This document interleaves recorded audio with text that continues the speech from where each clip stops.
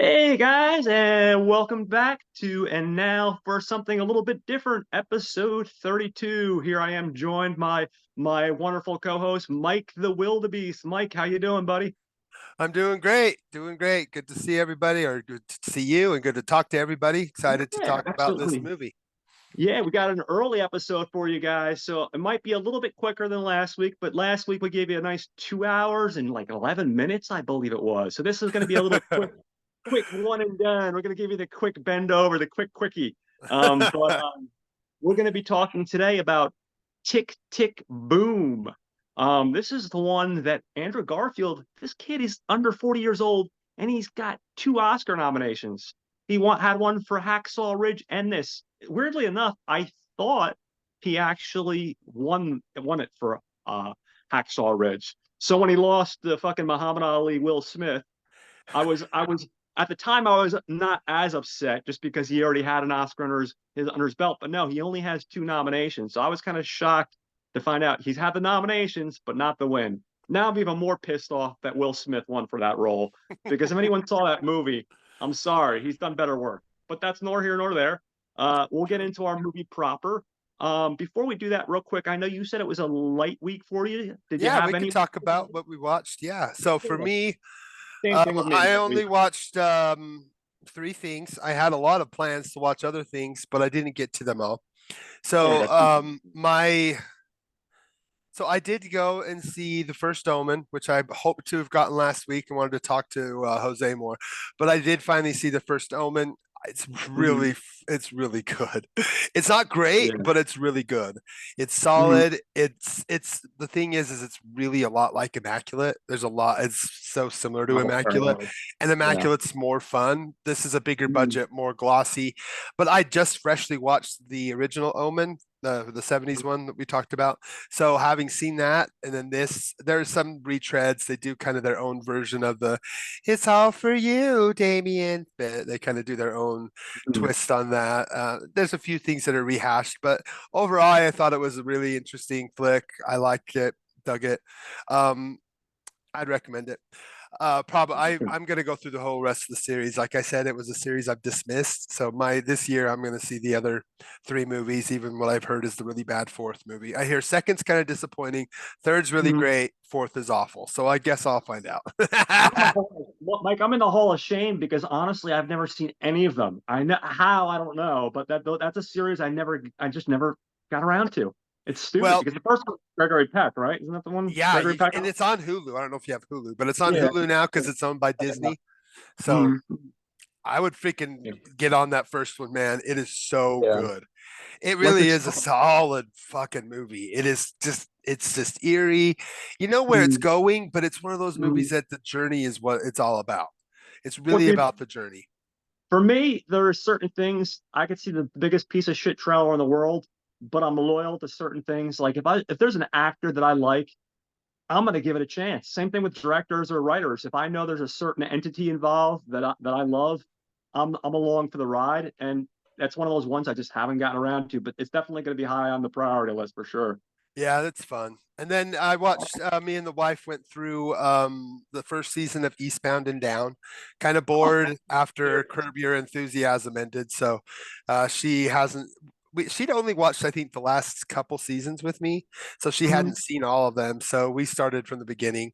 It's so Nice. crude, it's so rude, it's so raunchy. It would not fly today. Like Gemstones in comparison, like the newer show he does on HBO Max, is so tame in comparison to Yeah. Eastbound and Down. Eastbound and Down goes there, and this It damn should, character that. Go ahead. when you said it shouldn't fly today, listen, I'm gonna go on one of my tangents for 30 seconds. I promise, only 30 seconds. Fuck the "it shouldn't be today" phrase. And No, it not because couldn't be you, today. I think it that's wouldn't what be, I meant to say. that's because we live in this fucking society of like, oh, you might say something that might hurt Jimmy's feelings. Fuck that, man. Hurt Jimmy feel hurts hurt Jimmy's feelings. It's Comedy is like art, any form. It's meant to provoke. If you offend someone, you offend someone. It's If true. it's comedy though, fuck it. If you're gonna be offended by every fucking thing, then go fucking don't watch comedy. Go fucking watch Hallmark movies. There's nothing wrong with that. but go watch your Hallmark movies and shut the fuck up. And Yeah. again, it's an aggressive approach, and I'm sorry to interrupt. No, that's fine. No, But it's one of those that shows that's really, really raunchy, but I that like phrase, it. I hate It's that. but there's a nice arc. There's an actual character arc that Oh yeah, only absolutely. only McBride can make somebody such a absolute douche. Like And so actually relatable. he becomes kind of lovable. Like he's still Yeah. a complete douchebag narcissist, but he's kind of a Yeah. lovable douchebag. So it's an interesting show. I think it's probably the best of what Danny McBride has done. Every show after that's gotten tame, but I don't know. Vice Principals is really solid, but Yeah. it's one of That those is that a great starts out show. really aggressive and then gets kind of lighter. But I don't know. I love all the stuff that he does. Rest in peace to Ben Best, who was also a co-creator who passed away. But yeah, that's a fun show. And then the last thing I watched is the Steve Martin doc. It's a two-parter. It was for 3 hours, two separate movies basically. It's called Steve, Then and Mhm. Now.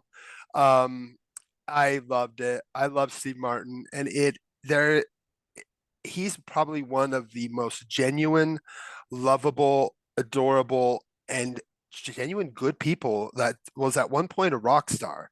I mean, before our time, like when we were both babies, he was the first like comedians that was a rock star. He was selling out 10, 15,000 seat stadiums before anybody else. He literally was the very first comedian rock star, and he doesn't get enough attention for it because he literally hit the peak and then said, I'm done, and quit Mhm. and quit stand up, went to movies, and then went back to stand up when of course his best friend, him and Marty, have become these partners in the last like decade, and their stuff is amazing. So it goes through everything from the beginning of his stand up through his movie period and then all the way to his wonderful partnership and friendship with Marty, as well as his marriage and his child he doesn't show. The movie is so well made. It's A24. I mean, I guess Mhm. they're calling it a series, but it's basically 2 hour and a half movies. It's Mhm. 3 hours long. It's great. I watched it in two settings. I cannot recommend it enough. I love Steve Martin, and you will love him even more after it. He is so genuine, just Mhm. wonderful, wonderful, wonderful, wonderful stuff. I really loved it. So that was my week. What about you, John? So when I was talking about Baby Reindeer last week, of course, our good Jose was awesome enough to join us, and he recommended a show, where we follow the stalker's perspective. Um, and it's a really good show. I have one more episode, and then I'm done with season one, so I powerhouse through that. I finished up Baby Reindeer. Let me just say, guys, that show went from number 7 on Netflix to number 2. It deserves it. I don't normally give a shit about those like rankings top 10. The last 2 episodes are mind blowing of that show. That's must watch TV. But the first season is fantastic. Penn Badgley, I've heard the name before, but there's so many fucking actors out there in his age range. I can't keep track of all of them. He plays Joe Goldberg, who basically owns this bookstore. And one day we have this grad student, wannabe writer, Guinevere Beck, walks into his life.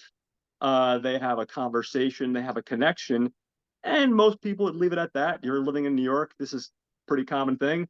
But our man turns on the charm, and we realize very quickly he's a little bit of a creeper. He starts following her around, and he kind of finds a way into her life where he accidentally, quote unquote, runs into her. And the next thing you know, he's kidnapping her scumbag boyfriend and torturing him, and things go dark there. And he kind of worms his way into her society of upper crust rich friends. um, and the thing is, the whole time, like in this scenario, just like Dexter, you should be fucking hating this guy. But this guy is charming. And in the beginning of the series, at least the first season, he kills one guy in the beginning. And then you think, okay, it's shitty. He's still a creeper. He's still a stalker. This is still dark as fuck, but he's still really charming. And you realize, like, hey, there's a lot of positive to this guy. Yeah, he's a serial killer, not a serial killer. He's a killer, he's a killer, not a serial killer. He's a killer obsessed with one goal, getting this girl to fall in love with him. And at a certain point, not to give too much away, there's 5 seasons at this point. You do kind of, they do kind of form a relationship. And you have all this intrigue and drama because he's trying to maintain the relationship, but he's running into situations like her best friend, who's JD Salinger's granddaughter, and she hates him Mhm. right off the get-go without any reason to hate him. She just automatically hates him. And then as we dwell further into the first season, we find out why, which I won't give away. I'll go spoiler free. Needless to say, guys, it's a really intriguing show. I really hope that they don't do what Dexter did, because most people that love Dexter will agree the first 4 seasons were fantastic. After that, it went downhill. The revival series was okay, wasn't Yeah. groundbreaking, it wasn't horrible, but after the 4th season, it went downhill. This one, I can't see what the second, third, fourth, and fifth season have to offer. I'm hoping good things, because with one episode left, I see where this is going to conclude, and it's not in a happy place. So I don't know. I don't know how they're going to be able to keep the following seasons fresh. I can't believe you didn't watch the finale. That oh I my gosh, want we're to keep gonna the have to talk next week about it yeah. because the I finale has guess a great twist, and next season is all about that twist. So I can't even tell you about next season because um you got to get to well, the 'cause finale. the way with one episode left in season one, the way it looks like it's going down a path that's obvious. It looks like it's Yes, going it's not down. going down that path. That's all I'm gonna say. Is Well, it's not going down that path. that'll be good, because I was hoping it was. I was hoping it wouldn't go down that path, because that if it went down the obvious way to go down, then it would be like, okay, well, now it's the next person, and it's just like, at a certain point, for how many seasons can you keep that fresh? Like when you look at a show like Breaking Bad, from the beginning all the way to the 5th season, they had the whole plot line plotted out, and because of that, they had a clear pathway with a clear story, and they knew what they wanted, and the writing was consistent. They never jumped the shark, as the industry Yeah, term is. Too many shows start off amazing, and then they run out of ideas, and they just keep on coming up with these filler ideas. And I was yeah. worried that this show might turn into that. So I'm glad at least the second season doesn't seem like it's going to be Yeah, like that. I went through the second season and I thought the second season's better than the first. Oh Um, wow. I Okay. haven't gotten into the third because I didn't like where it was turning there at Oh the okay. third season. But I hear it's still great. Okay. I mean, like Cupcake says, he's watched them all. He loves them. Nice. My wife and I is more into TV, and now that she's getting to the end of her Yeah. competition, my wife is her hobby is bodybuilding. So she has Awesome. a an amateur bodybuilding competition. She's an all natural bodybuilder. Awesome. Mhm. She's lost like 160 pounds since she had the twins Oh in my God. 2017. She's like 6% body fat. She's super awesome. She's so dedicated, like 3 hours a day working out. And she's ready to like, now that this is over, she's like, we need a whole bunch of shows to binge. So I think we'll do you Nice. season 3, and then we'll binge on that. We'll catch up on the Only Murders in the Building with the Steve Martin show because we're Like, only what, two 3 seasons of seasons that into that. now? I think I got. it's 4. I think Oh, there are, shit, I still yeah. haven't seen that one, and I have no reason not to. With the cast involved with that, I have to see that show. It's so, oh Um, my gosh, dude! Have you seen the Netflix special with Steve Martin and Marty Short? no, I still haven't, dude. I There's so much recommend stuff it. I'm With behind on. it is Yeah, so fun. Those that's two, awesome. it's like you're just watching your favorite uncles just banter back and forth and make fun about how old and how decrepit each other are. It's so much fun. They just poke at each other nonstop No, in such a loving, gentle way. And then seeing uh, like, the way they bond in the documentary, I was crying. It's like true brother friendship that they've had since the 80s. Like wow. Steve's movie, the big thing for Steve that brought them together was Three Amigos because Steve wrote it, Mhm. and him and Oh, Lorne man, that's a Michaels were classic. really close, and that was Marty's first like movie. So, Mhm. and Marty, like Dana Carvey, really didn't end up having much of a movie career. So, Yeah. this was that movie that it was the thing that was brought Marty around, and he was so grateful for Steve, and Steve threw him in everything he could, any movie he could. You know, with the um, oh gosh, the ones where he's the dad, the remakes, Oh Father of the yeah, yeah. I know Bride. it's Yeah, he's Papa Bryan, yeah, yeah, yeah. That's so awesome. he's so good, but Cool. their friendship is so sweet. Man, they're great. Yeah. But yeah, you got to watch only Killers in the Building or whatever it is, only Murders in the Building. So Very fun. cool. It's That's great. awesome. So Can't, yeah, so I watched that. Then, believe it or not, there if you go on YouTube, they have an HD copy. It's legit. It's not bootleg of Rent. And I had never seen Rent like yourself, and I know it's not the same as seeing it live in the theater, but I know that I wasn't going to be able to do that anytime soon.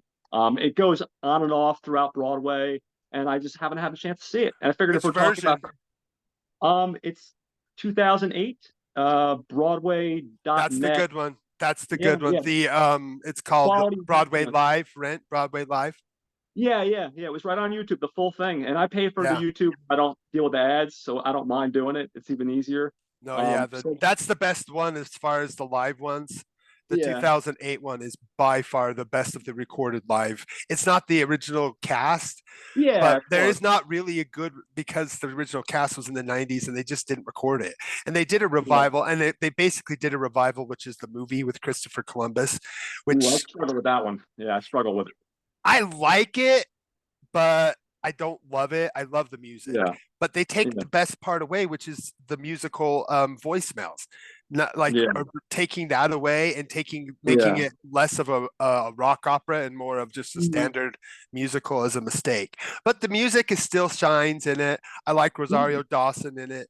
But yeah, Well, I tell me love what you Rosario Dawson. thought. I used to read the phone book and I'd watch her. She's amazing. I Yeah, love her she's so there. sexy in it too. Tell me what you thought about the '08 version though.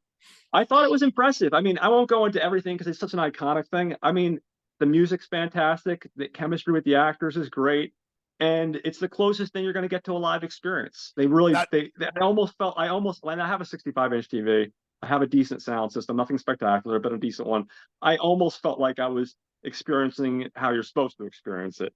Um, I mean, what can you say about the story? The story is fantastic. You have a bunch of struggling artists. You know, it's heartbreaking at the same time. You have this friend dying of AIDS. You have the AIDS epidemic still going. Um, just fantastic. Absolutely fantastic. The chemistry's great. The music's great. You can see why this made a guy's career. And obviously, when we get into Tick Tick Boom, we'll also say, well, that's heartbreaking. So I guess that's really all I'm going to say on that because I feel like you'll probably touch on your experience watching it. Um, and we're going to go into that. And when I go into the cast and crew, I'm going to touch base on that. Yeah. Well, I mean, I just that Yeah. 2008 is really special to me because I went to San Francisco in '07 and they premiered that Broadway cast in San Francisco and I went and saw that live. Oh, that's So awesome, that man. cast, that version is the one I've seen live. The It's the one you last saw. version Okay. I've seen live. And they were great. I loved it Yeah. live. I sat with a bunch of fans that sang along the whole time. I went That's by awesome. myself after a breakup. After I got divorced, got a girlfriend. We were together 2 years. We broke up, and I said, "Fuck it, I'm Mhm. going to San Francisco by myself." And I went and saw that play. Oh my gosh, I loved it. And I also saw oh man, there was two other plays I saw, but I loved it. I absolutely loved that show, and that cast is it's the closest thing to the original cast. And I've seen there's an awful Fox live version that's just trash, and then there's two Yeah. other versions that you can find throughout the years that are not Mhm. as good. The '08, you got the best version. Oh, The nice. music's crisp. It's well directed. It Yeah, and it said feels HD, so I figured HD copy. How can I go wrong? And it yeah. and it was legit, so I feel good about the fact that it was a legit. It wasn't just some Yep. bootleg handheld No, camera. most fans say that that's the best version next to having seen the '96 version. So I mean, Awesome. it's looked at as that revival that really kind of kicked it off. So, Exactly. so I'm glad you got to see that. And we were Yeah, definitely I going to was talk excited. more about the music because you can't not, because some of these songs you can tell kind of led to some of the Rent songs. So we'll talk about that a little bit more. Go ahead and why don't you No, yeah, introduce the I movie, have. why you picked it, and go to the cast and crew. Yeah, no, sure. I'm gonna do that real quick. So the main reason I picked it is because, like a lot of people, I grew up wanting to be something creative. I still write. I wanted to work for comics. I do want to do stand up. I pursued screenwriting. I worked in independent films. I've acted, I've directed a short. I've worked in the cast and crew. This is your traditional idea of, and I'll touch bases on my ending thoughts too, but the idea of an artist pursuing the American dream, and and that typical, just, this is what I want to do with my life.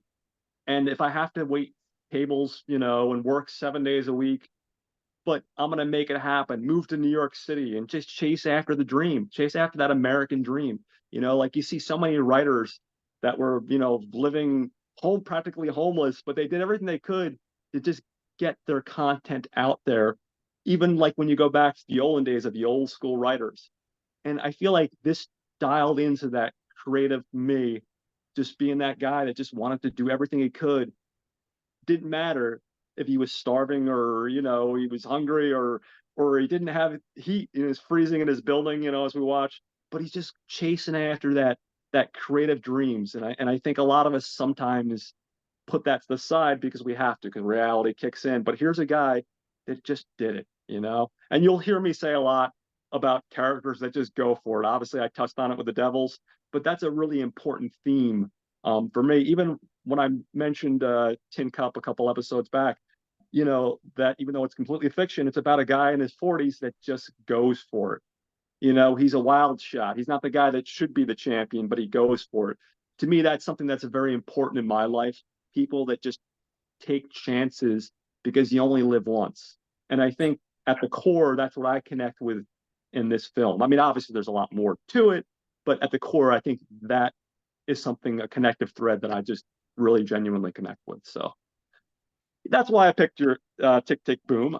So with that said, I guess I'll just go into it. On the brink of turning 30, a promising theater composing navigates love, friendship, and the pressure to create something great before time runs out.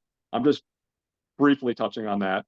I'm going to go into our director first, which would be Lin-Manuel Miranda. Before this, he hadn't done much as far on the directing end of things. He had done this, and in '96, he did a video called Clayton's Friends. So Lin-Manuel Miranda, he wrote the first incarnation of In the Heights as a screenwriter in his sophomore year in college. And it premiered off Broadway. And it received 9 Drama Desk nominations. And it won the Ensemble Award for Best Lyrics Performance and received the Outer Critics Award, Circle Award for Best Musical. So he kind of started off in that theater world and then kind of navigated his way into the world of filmmaking. He's also a co-founding member of the Freestyle Love Supreme, a hip hop comedy group that tours the comedy festivals all over the world, which I thought was pretty cool. That's interesting. I didn't expect that. So those are like pretty much his big things. A lot of theater early on in his career. Then he wrote that movie In the Heights, which I still haven't seen. I want to see it. The screenplay for. But he doesn't have a ton on his filmography. Let me talk about a few things on him first before you move on. If you look into what he's done animation wise, he's did the music for Moana, and he also did the music for Vivo, the other animated show that went straight to, I think, Hulu. But his stuff is so my 17-year-old son Eddie loved Manuel Miranda, and we like everything. He listened to all the soundtracks. I mean, he's most famous for Hamilton. That's what put him on the map. But he's like, basically, without Larson, there would be no Lin-Manuel Miranda. Like, he paved the way for what Miranda became. And you're going to go on to the writer as well, who again wouldn't be who he is without Larson. Sure. This whole entire movie is a love kiss to the man who made them who they are, which is giving me goosebumps. But that's what it is. These people put their heart and souls to say, thank you, we love you. And they did everything they could to make this so good. But yeah, keep going and doing what you're doing. No, of course. The only reason I didn't touch on that stuff is because I was focusing on his directorial stuff. Yep. Yeah. Yeah. So that's why I didn't go into the music stuff at that particular point. Just to clarify. No, you're good. No.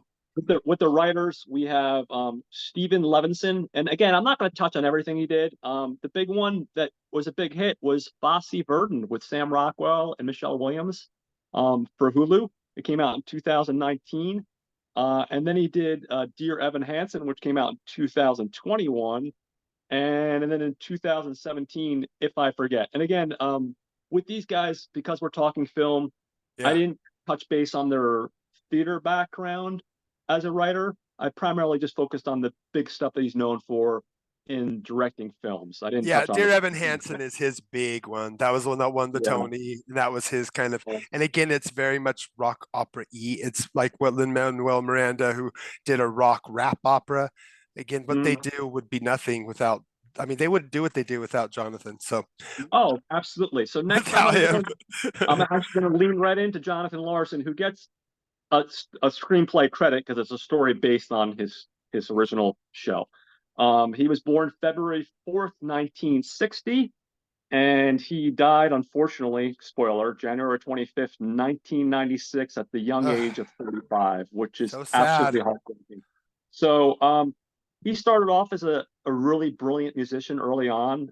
He got a scholarship after graduating high school to Adelphia University on Long Island, where he actually met his idol early on while still at school, Stephen Sondheim. After graduating, he moved to the East Village in New York City. And over a period of 12 years, he wrote many plays and musicals, including the off Broadway hit Tick, Tick, Boom, which was, I didn't realize it was a show before, obviously, this. Um, it wasn't until, however, 1994 that he began work on what would be known as Rent, which is the seminal piece that people are know him for. That's the one, the big one. Finished in 1995, the musical was set to go into previews off Broadway in early 96. However, on the night of the final dress rehearsal, Jonathan died of an aortic dissection as a result of later to be known as Marfan syndrome. Um, Now, it should be noted also, before I forget, he wrote, which will be in the movie, a science fiction tale called, I think it's called Superbia, which also, Superbia. yeah, which also actually did premiere, I think before Tick Tick Boom. It just never got an official release. It premiered at like a showcase where they showcase these, but it never got a run. And they talk about this in the movie pretty heavily. So Yeah, yeah, we've seen this. unfortunately, on the night of the dress rehearsal, he passed due to this Marfan syndrome. Posthumously, he actually won two Tony Awards in '96 for Rent as Best Book and as Best Original Music Score, both music lyrics. Also, he won a Pulitzer Prize in 1996 for Rent. You know how hard it is to get a Pulitzer Prize? It's fucking hard. So that's pretty amazing. It's a rock musical, and it's loosely based on the 1896 opera La Boheme, La uh, Boheme. Yeah. which I saw that on Broadway, believe it or not, and that was Oh also wow. was really impressive. And again, it tells the story of a group of impoverished young artists struggling to survive and create a life in Lower Manhattan in the thriving days of the Bohemian culture under the shadow of HIV/AIDS. And again, I'm going to let you dabble more in that in just a minute. Um, Music credits for Tick Tick Tick Boom. He obviously Rent, the film. He has credits for that because they used his music, and obviously Superbia. Um, Hold on one second. Give me a second, guys. So yeah, that pretty much covers most of what I want to say about Jonathan Larson. I'll go on to next our cinematographer, who is Alice Brooks. She did this, Gem and the Holograms in 2015, In the Heights in 2021. So she has that connection with our man Lin-Manuel Miranda, and then a movie called Apparition in 2015. She doesn't have a huge resume, but the work she does in this is quite beautiful. She does some really great shots. I was really impressed. Um, with editing, we have a guy named Myron Kirstein. He's known for Crazy Rich Asians in 2018, Going in Style in 2017, and Wish I Was Here in 2014. Um, Also, we have a guy named Andrew Weisblum who also handled editing. Now, he did The Whale in 2022, which is a damn good movie. He also did The Eyes of Tammy Faye, which I have yet to see, but I want to. Great. And he did Mother in 2017, Oh. also another great flick. So the Hmm. guy's got some pretty good street cred, if you will. Hmm. Um, Under the musical department, let's face it, music and lyrics are by Jonathan Larson. Now I will say, as far as the soundtrack goes, I was impressed. Just like with Rudderless, the entire cast that was in this, including Andrew Garfield, did their own songs. There was no lip singing. There was no Broadway people stepping in to dub the voices like for the music or anything. So my hats go off to the cast. That's not easy to do. It really isn't. So with that said, since I mentioned the cast, I'll get into our cast. We have Andrew Garfield, bringing this genuine, beautiful soul to life, Jonathan Larson. I mean, listen, Andrew Garfield, we all know him. I'll touch on the big hits. Obviously, he did the Spider-Man movie, which is the most mainstream thing he's probably ever done. Hacksaw Ridge in 2016, which he got the his first Oscar nomination. 99 Homes in 2014. If you guys haven't So seen that good. one, that's an impressive film that I think slipped through the cracks. It would probably be eligible for the Not a Bomb podcast because I don't think it did well. I think it got good reviews, but I don't think it was a commercial It success. wasn't. Social Network is another obviously big one that people know him for. That's probably the one that really put him on the map early on. Yep. And then believe it or not, no one talks about the 2006 Scorsese film. I think it's Scorsese or Ridley Scott. I want to say it's Scorsese. Don't hate me. Silence in 2016, which is an impressive little film that he deserves more. Scorsese. It was Scorsese. Sometimes I get confused. And Adam Uh, Driver, right? That was who was in it. Adam Driver, and I haven't yeah, seen it, but I've heard good yeah. things. And Affleck's in it, giving a good shot, a good performance. Again, like I mentioned in the beginning, it's criminal if this guy's got 2 nominations and he hasn't pulled off the win. Now, keep in mind, it took DiCaprio fucking 40 something years before he got his. He got his first one at like 8 years old. But like I said, there are some Will Smith movies that I like. I'm not going to say I hate Will Smith completely, but I saw that movie and I wasn't blown away by it. It was a good performance, but not comparable. But again, I'm a hypocrite, guys, because I don't think any art form should be given awards. But even though I say that, I also realize it doesn't matter what I think. The fact is, art shows and things are given awards. Creative ventures are given awards. So because it's there and they're given awards, fuck it. I'm going to tell you what I think, and he should have won. But anyway, again, mini rant over, I promise. Next, we have Alexandra Shipp. She's playing Susan, Jonathan Larson's girlfriend. Now, she's been in some big stuff I didn't realize because Yeah. I didn't know before. She's been in Deadpool 2. She's been in Love, Simon in 2018. Tragedy Girls, which is a great little genre film, horror film that came out in 17. She was in Barbie in 2023. Yep. And she was also in Anyone But You. I hate to say that fucking trash movie, but she was in that in 2023 as well. So she actually has managed to been in a lot of high profile projects. Next, we have Jonathan Larson's best friend, Michael, who's played by Robin the Jesus, and I probably got that horribly wrong, Robin, so I apologize. He was in stuff like Big Mouth, The Boys in the Band in 2020, and he was in a film called 1155 in 2016. There weren't any high-profile projects in his Internet Movie Database, so I didn't really have a lot to pick from. Let me pick one thing. He actually was in the Heights, and he's friends with Lin-Manuel Miranda. So he was in the original Broadway version of In the Heights. Oh, okay, awesome. So Lin-Manuel Miranda and him were friends, so that's why he was casted in this. Okay. He doesn't have a big movie background because he's a Broadway actor. He's more of a theater guy. Yep. Vanessa Hudgens, is playing Vanessa. I can't read my own handwriting. This is bad, guys. Oh, you're doing I've got my cheat sheet out here, and it's bad when you can't read your own chicken scratch. Most people know her for her music career, but she's one of those ones that has gone back and forth between the music stuff, and then she's done stuff like Sucker Punch, the High School Musical movies, which I've never seen, thank God. That's what I know her from. Is my daughter used to watch those over and over, and I saw her live in concert, Vanessa Hudgens, with my daughter. Man. Yeah, she's a talent. She's really talented.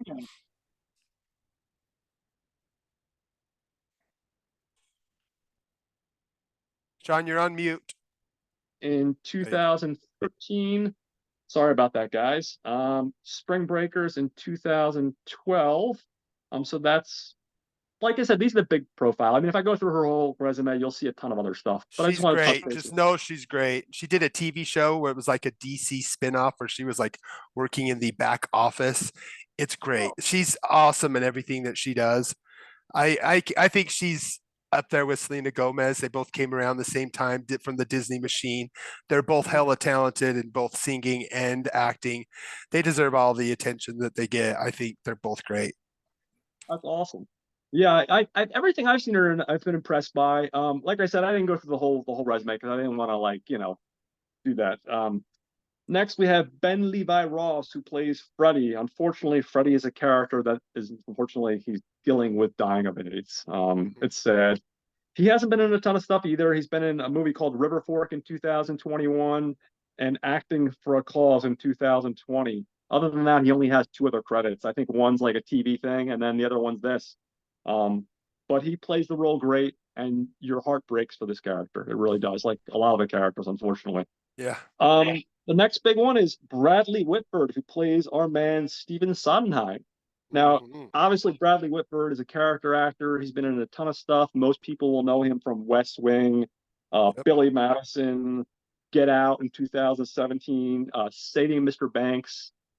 Just a ton of stuff, guys. He's just one of those guys who's been all over the place. So yeah, I think that covers the cast and the crew. I think I touched on all the big names. Obviously, Yeah. I didn't touch on everybody. So I'll hand over the story to you, and you can get down and dirty and tell me Okay. about the story, Mike. Well, first and foremost, thanks for picking this movie because I never seen it. It's just dumb because I grew up as a theater geek. In high school, I did musical theater. I was in Sound of Music. I've done all sorts of musicals as well as stage plays through high school and college. I graduated in '97, so I heard the hype of Rent, but I didn't see it live until much later. It wasn't until '08 that I saw it live, and then I saw, yeah, that was the only version I seen live. But I listened to the musical a million times, and I own the movie, and I'd seen the kind of weird movie that Christopher Columbus created around Rent. To me, Rent is one of those seminal like pieces, the music you can listen to on its own. It doesn't need, I mean, one song to me is one of the greatest love songs ever written about. I mean, I love one song. That to me is one of the, forget musicals, one of the greatest pop songs, period. One Song Glory is, I mean, some of the songs in Rant are just boom. And I love about Tick Tick Boom is you could see the beginning of his music style and what led to that magnum opus. And it's awesome. So Tick Tick Boom, before it became this film, it all started as, actually before even it became a musical, it started as a rock monologue that he wrote early in 1990 titled 3090. And later he changed it to the title Boho Days. Larson wrote this again between 89 and 90, and he first performed it at the Second Stage Theater in 90. Boho Days started as a semi autobiographical work following a musical theater composer named John, who tries to figure out his next project after a failed workshop of his musical Superbia. Based on Larson's own experience, Larson later reworked it several times, making it even more true to life, and ended up renaming the play Tick Tick Boom, which he first performed at the Village Gate in November '91 and later at New York Workshops O Solo Mio Festival in '92.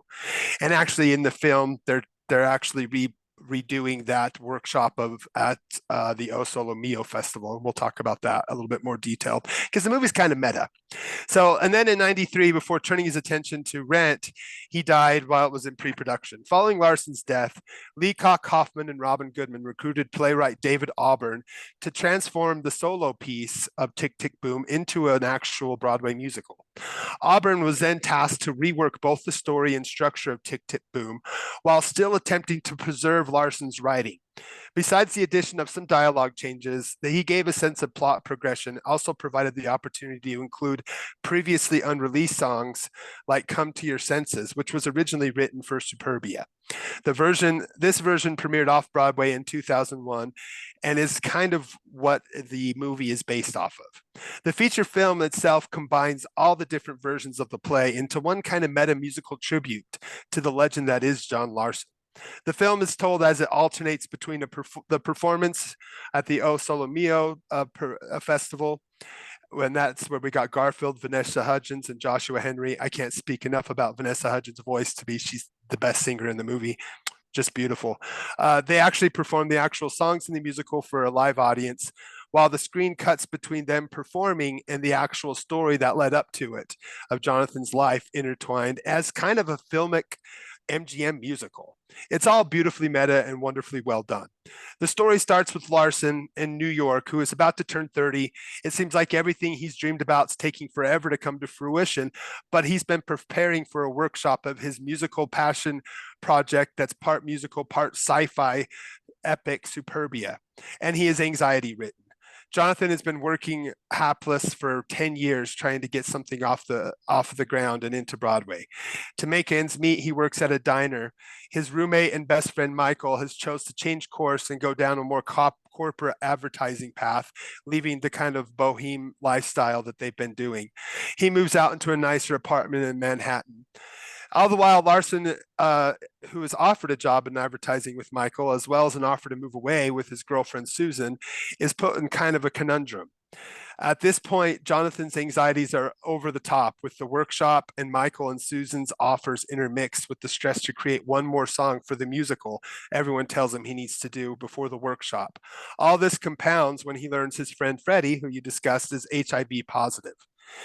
He's then been hospitalized. At this point, the stress is getting too much, but he chooses that he's got to finally prioritize the workshop, which leads to trouble in his personal life as he is losing the relationship with his girlfriend, Susan, who has to move to the Berkshires for a wonderful job opportunity, and Michael, who's moved to the city. In one great scene where they're trying to reconcile, she pulls away from him crying and says, "You're going to turn this into a song, aren't you?" And that's when Therapy, the duet between him and Vanessa Hudgens, begins. This is one of the most well-known songs from the musical, and it's one that I've heard before several times. John, we talked about the music a little bit. Are there any specific songs or any specific scenes that stuck out to you as your favorite as you watched the movie? I mean, I really liked 3090 a lot, and I really liked the relationship song because I feel like if you're someone that's ever created something and something like and you've really gone full into that world of creativity and you want to make that your life, and you have someone in your life that's like a partner that's not the current relationship I'm in, but I've been in relationships where people have had like day jobs, and I've really like put my heart into the filmmaking, the acting, the writing, and trying to balance the two. It's such a difficult thing to do. So that particular song also really hits home because if you're not in that world, there's nothing wrong with that, obviously. But if you're not in that world, it's hard to explain that world to someone else. And it's trying to balance everything. It's trying to balance the relationships, trying to balance life. It's trying to balance cleaning your house and Yeah. running errands. You know what I mean? But on the same token, if you have that creative soul, you're also trying to put something creative out into the world. So there's that next step, that extra element. So that song really also really hits home. It's The really whole great. soundtrack is amazing, guys. Like I was saying to you earlier, I just recently got a record player for Christmas, and I only have 5 or 6 albums because the things are so damn expensive. But that they have that on vinyl on Amazon. It's like $35. And probably at the end of the month, I'm going to pick it up when I get paid because I love this soundtrack. I find myself listening to this soundtrack at work when I'm doing my job, my headphones in. It's infectious. You It can't really help but is. sing along. I'm It's one of those so people good. I shouldn't be singing out loud, and I catch myself singing out loud. Unless I'm in the shower, you shouldn't be singing out loud if you have a horrible voice. But even with this music, it's so catchy, you can't help but sing Yeah. along. It's absolutely wonderful. So that's the long answer to your short question, No, buddy. I loved it. That's what I loved hearing that. For me, my favorite song, of course, as a hip hop guy, was Play Game. And then that was Black Thought from The Oh, Roots, who had a yeah, little cameo. I wanted to make sure he got a shout out. So that's awesome. Play Game was actually rapped by Jonathan Larson in the performance. And then in the movie version, they got Black Thought in there to rap. I love that song. I think it's really fun. It's really playful. And again, without it, you wouldn't have Lin Manuel Miranda, and he knows that. So Yeah. I love that. I love the music, and we can't move on without talking about how great the music is. So Oh, going back to the story, so realizing at this point in the movie that his career obsession has cost him his relationship with Susan and has harmed his friendship with Michael, who he's not really close with as he's just head forward into the musical. Jonathan wanders through New York, reflecting on his friendship with Michael and the sacrifices he's made for his career. His agent tells him uh, that nobody wants to buy Superbia. They tell them that it's not what he thinks it's going to be. They end up doing So they end up doing the workshop, which you talked about is the only time Superbia was ever performed, and that workshop we saw. And from what he was told and what his manager told him, it was everyone loved it. Sondheim showed up, but it's too complicated. It's too much. It's too expensive. The sci-fi elements, but then again, a lot of those songs ended up getting recycled and turned into Rent and here into Tick Tick Boom as well. So that kind of put him into a downer where he then felt like he didn't know what he was going to do. He ran back to Michael. Mike, he's like, please help me get a gig. Because at one point earlier in the movie, he was he got paid $75 to come in for a day and realized advertising wasn't for him. Jonathan is an artist and he can't be held back to making some poisonous cream seem fun. So he was really upset by that. And he goes back to Michael and they end up, Michael tells him that he has HIV. He tells him that you don't know what you've lost, what you've given away, being able to be with someone, with Susan. And it really touched him. They were able to basically come together and dealing with that grief that he had. There's a wonderful, beautiful song where he's walking through and you just feel this friendship that he had since childhood, that his best friend now has a death sentence and how heartbreaking that is to him. It really opens his mind to how important his friendship is. Now, on the morning of Jonathan's 30th birthday, when he's feeling kind of down because his manager told him, while the music was great, this Superbia is not a great musical. Sondheim gives him a call and congratulates him on his talent, wanted to talk to him more about his musical talents and more about Superbia. This, of course, put him into a better mood. So they were holding his party at the diner. He's relieved to hear that Freddie, is, of course, who was put into the hospital earlier with HIV, is going to be discharged. Susan comes back. They make up. They kind of become friends, and she gives him a blank sheet of music to help him in his career. They return, kind of in amicable terms. At this point of the movie, as it ends, she takes over as the narrator and narrates that his next project after this was Tick Tick Boom before he returned to working on a previous project, which became Rent. Susan's narration reveals that Larson died of what you discussed, the sudden aortic dissection that night before Rent began previews off Broadway. She laments that though Rent brought the success Larson desired, he never got to experience it for himself, nor did he get to say anything he wanted to in his writing. The film ends back in 92 with our live performance, and Jonathan performs the final song from Tick Tick Boom. At that point, I was in tears. I was emotional. I was kind of a wreck. And I love this movie, John. I mean, I absolutely loved it. I'm so glad you picked it. I've been a Thank you. fan of Rent for a really long time, and I've sat on this. My son watched it, who's a big fan, and I just didn't get around to it. So I'm There's glad that you did. hundreds of movies I haven't gotten around to. I feel you. Yeah, and that's kind of the point of our show is here's Yeah. something, it's a musical that's while it should be everywhere, it's kind of a meta musical. It's an autobiography in one point, and it is something that's a little bit different that more people need to watch. And this is on Netflix right now. You have to dig to find it. You have to type the whole thing before it pops up. You can't put Yeah. TIK and it pop up. It took a while to get it there. So the algorithms are not showing it. So I hate when Netflix does that, kind of buries stuff. So I'm glad you picked it. I hope more people watch it besides just theater heads like me. It is a full blown musical. It's not Yeah. quite the rock opera that Rent is.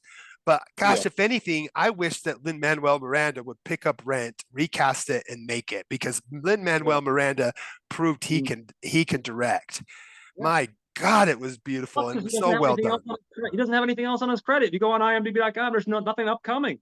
Yeah, And this movie, let me just say another thing about this movie. Besides it, before I go into closing thoughts, which I've echoed a lot of my closing thoughts already, this fucking movie deserves a fucking physical release. Now, I yeah, don't understand when Netpick cherry picks what gets a physical release and what doesn't. Like that Marriage Story, I haven't seen it yet, but that got a Criterion fucking release. yeah. This thing has got several nominations as well as a lead actor, yet no physical release.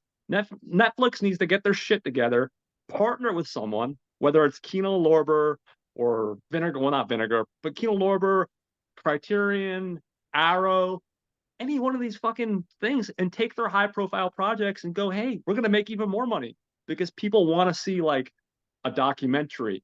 People want to hear the director's commentary. I mean, not everyone. I realize not everyone's a fan of that, but behind the scenes, deleted scenes. Netflix, get your shit together and put out more physical media for us. Yeah, yeah. Um, but yeah, so I mean, my closing thoughts are echoing a lot of what I've already said, Mike. It's the story about someone creative that they knew from a young age this is what they wanted to do, and the journey of moving to the city, giving it all, putting everything on the line, living in a shitty apartment with a rotating cast of roommates, working way too many jobs, going through the struggles we all go through, and the self-doubt we all go through, the depression, the anxiety of someone in a regular life.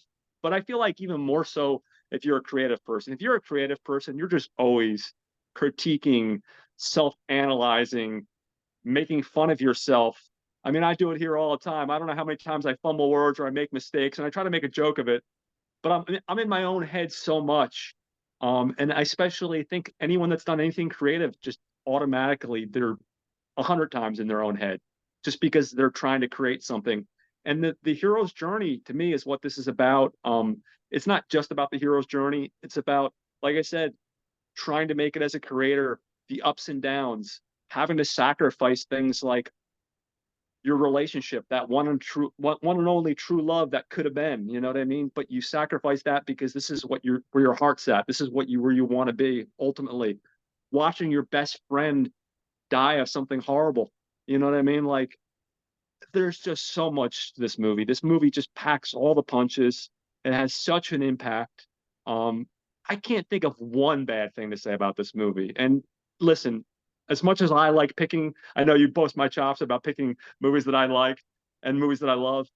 This It's a movie, good like one. literally, there's nothing to critique. I mean, honestly, I can't think of one bad spot in this movie.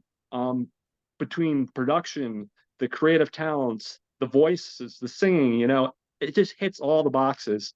And like I said, Netflix, fuck you. This thing should have a physical release.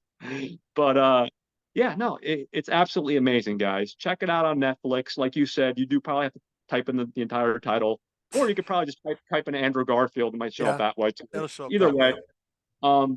but I can't say enough good things. Definitely go watch it immediately if you haven't seen it, and If it you'll see why I'm pissed that fucking Muhammad Ali got the fucking award versus Andrew Garfield.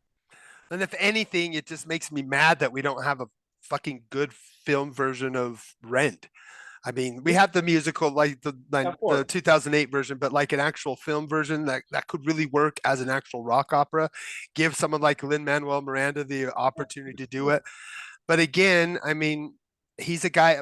This movie was filled with and for Broadway people, like Oh, Lin-Manuel Miranda, the writer. They all came from the Broadway world to make this film, but they are mainly Broadway people. So it's like I get it that they don't want to get into that world because it's hard. I mean, making a film is much harder. I know Lin-Manuel Miranda, when I was after I watched the film, I read some interviews and he talked about how much he loves the musical and he's directed the musical itself.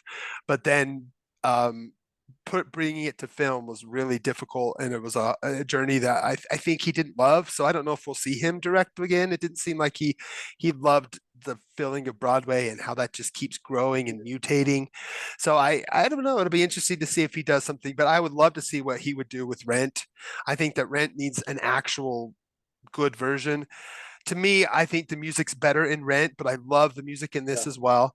Mhm. um Again, you could tell his music style, and throughout anything you've heard him write, it's very Jonathan Larson has a style. It's very Yeah. rock musical, rock opera esque. You could tell that he, as a kid, loved like the classic rock operas and Rocky Horror. You could tell that was kind of his vibe. So all of the music that he does, it's great, and you can see and hear how some of these things. And there's scenes like when he's riding in the bike that's almost directly from Rent. There's so many moments where you could tell they were like They're telepathing, like talking this on. is. Yeah, they're telling you this is kind of what became in Rent. If you're a huge Rent fan like me, you're able to see some of that stuff. But man, I'm really glad that you picked this. I'm so glad that I Oh. had the chance to watch it, not just once, but twice. And Mhm. I wanted to get back and watch Rant again. I actually have the film version, and I do have that 2008 version as well that came with a special edition DVD and CD of that whole Mhm. release because I went and saw that tour live. So that holds a Oh, special place, and I'm glad you got to see that as well. And Man, this is like our special fifth like musical episode, basically. So I know. The only difference is that technically it's not a guy with a guitar; it's a guy with a piano, but that's yeah, okay. there is. Um, Yep, that's the but difference. no, it's definitely worth checking out. And it's what's great about this one, and what I love about it is it's highly accessible. Like, everyone and their brother is either paying for Netflix or they're stealing someone else's account, like their relative or something. So it's highly accessible. So there's no excuse not to check it out, guys. Um, Big thumbs up. I guess with that, next week we're going to be doing one of your picks. Next week we're going to be doing a big thing, guys. We're going to be doing another theme month, but we're doing what's called, I guess, unorthodox superheroes. The kind of superheroes that you're like, what? Who's that? Or I haven't seen that since I was a kid. One of those. We're gonna be starting off with Zebra Man. Then Mhm. we're gonna be going to the Batwoman. Uh, then we're gonna be going to Sergeant Kabuki Man, and we're gonna be closing off with Condor Man. Do you want to touch base real quick on your pick for next week? Takashi Mike's Zebra Man? Takashi Miike, Zebra Man. Those who know Takashi Miike know him as auteur of Japanese shock cinema, but he also has a few children's films in his oeuvre. This is technically was made as a family feature in Japan. It's its own kind of spin-off. It's now become like a manga and a whole thing. There's a sequel. Again, at one point, Takashi Miike in the late 90s, early 2000s was one of the hardest working directors, pumping out anywhere from Oh, 4 to 6 movies a year. He did so much for film. And this is a little bit different from his normal style. It's not a shock film. It's more of a kid's film. It's one that you could watch either dubbed or subbed. I don't think it doesn't matter. But again, it's an unorthodox, fun ode to kind of 1966 Batman, as well as the magic of being a superhero when you're kind of a depressed adult man who just doesn't know what's going on. It's kind of a little bit Batman-esque. It's fun. And my other pick, Kabuki Man, it's a weird thing. I went to Trauma Fest once it came here to Utah, I piggybacking on love. Sundance, and I was able to. They premiered a screening of that as well as Hickenlooper's of Bad Chemistry. Those two played at the local Broovies, and this was gosh many years ago. And so it's a movie that I hold near and dear because I've had that theatrical experience and I've also seen it on VHS, but I haven't seen it in many years. And I thought it's kind of a superhero. I mean, he does get powers, but it's Mm. total over the top. It's probably the most schlocky thing that we've that probably been covered on the show so You know far. what? Here's the thing. I think Troy brought it up when they were talking about Monkey Shines last night. At the end, his closing thoughts. I won't give too much into it. The gist of it is this, and I've often felt this for many, many years. If you're entertained by the film, at the end of the day, that's ultimately what matters. And Yep, sorry, I won't play my hand too easy, um, or too quickly, excuse me. But if it's entertaining, that's all that fucking matters. that's what Forget about all the matters. bullshit. If you get a chuckle out of it, if you enjoy the experience, the hour and a half, 2 hours, Yep, at the end of the day, that's all that fucking matters. that's Oh, and exactly it. also, just in case we forget, you can also see this one, guys. It's very accessible. I know for a fact, Tubi, which is absolutely free, you can find this movie on. So play along and watch it. Also, before I forget, guys, it means the world to us. Please like uh, the YouTube channel, like the Facebook page.